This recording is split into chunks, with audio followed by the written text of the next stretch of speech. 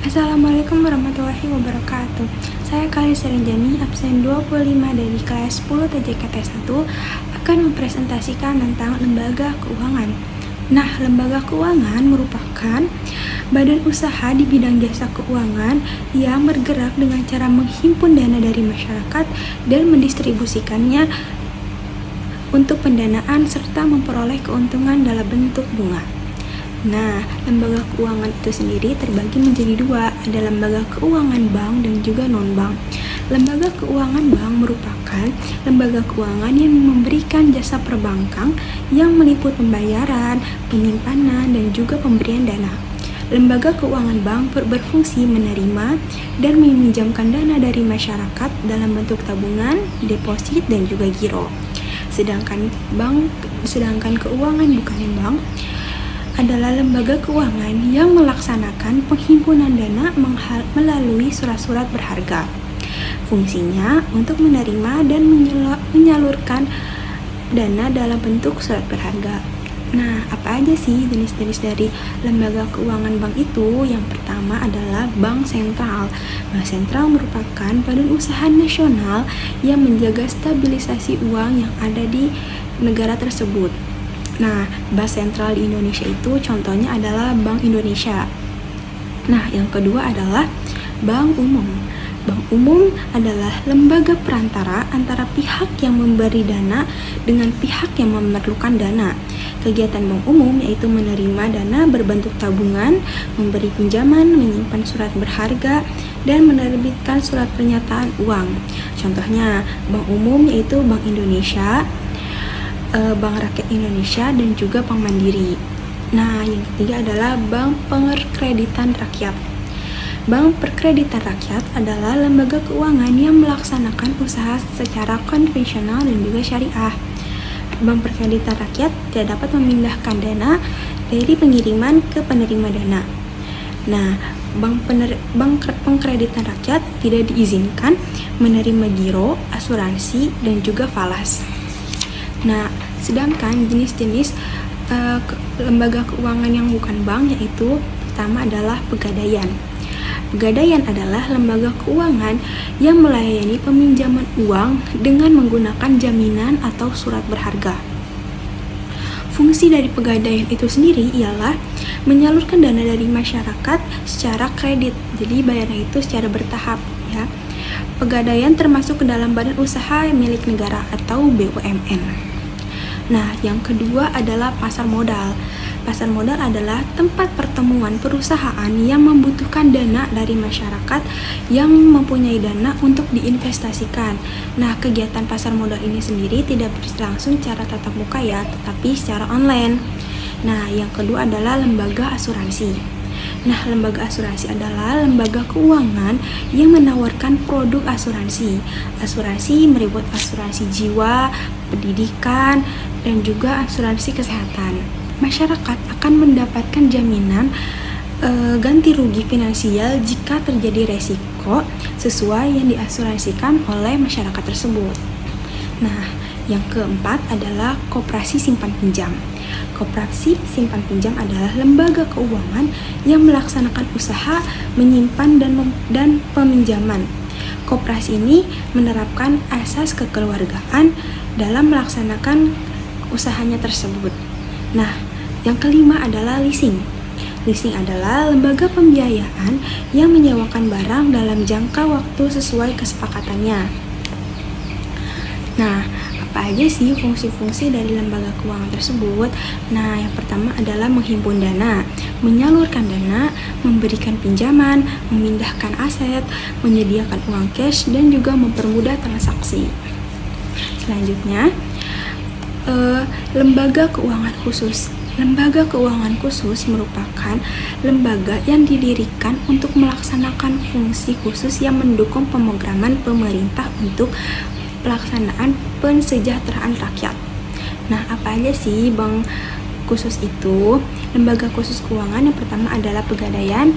Nah, tujuan dari Pegadaian itu sendiri adalah menyalurkan uang pinjaman dengan menggunakan jaminan barang berdasarkan kesepakatan sebelumnya.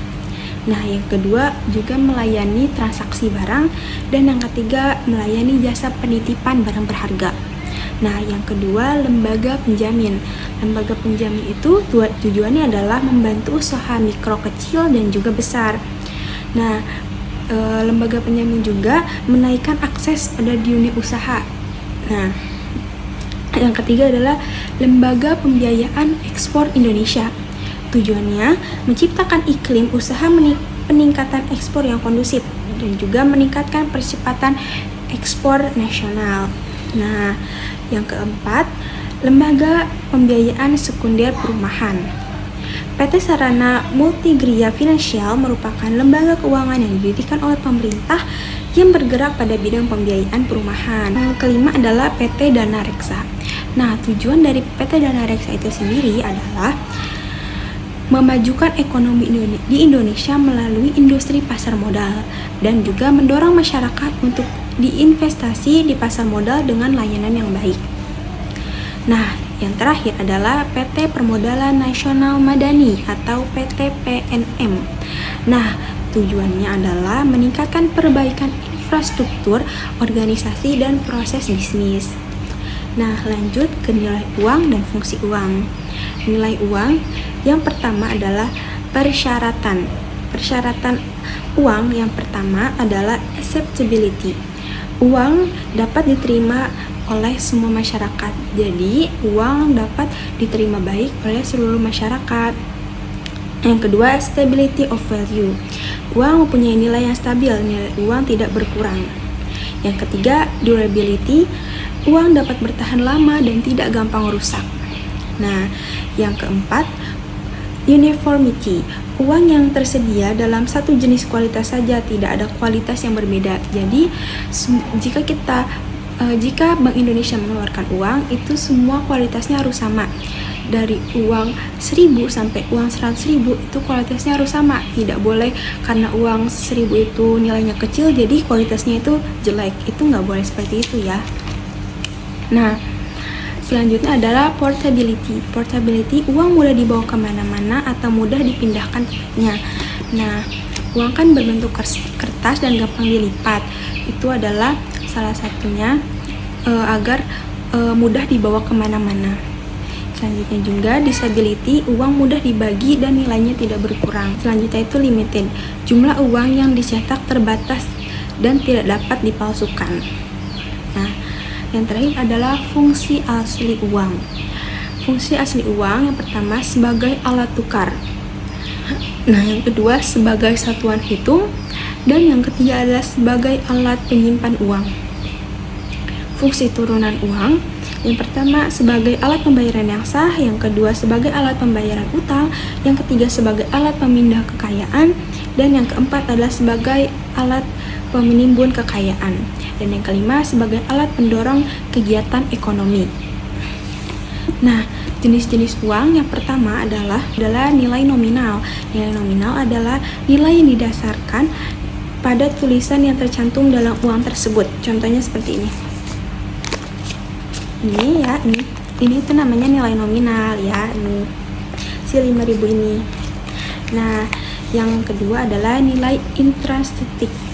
Nilai intrinsic adalah nilai yang terdapat pada uang itu secara berdiri sendiri. Nilai intrinsic ditentukan oleh jenis uang dan pembiayaan pembuatan. Contoh, untuk membuat uang 50.000 membutuhkan bahan kertas, biaya cetak, dan juga biaya transport sebesar 20.000. Maka nilai intrinsik uang tersebut adalah 20.000. Jadi misalkan uang 5.000 ini biaya intrinsiknya itu jadi biaya intrinsiknya tuh kayak bahannya, terus biaya cetaknya itu sebesar 2.000. Jadi nilai intrinsik dari uang 5.000 ini adalah 2.000 rupiah.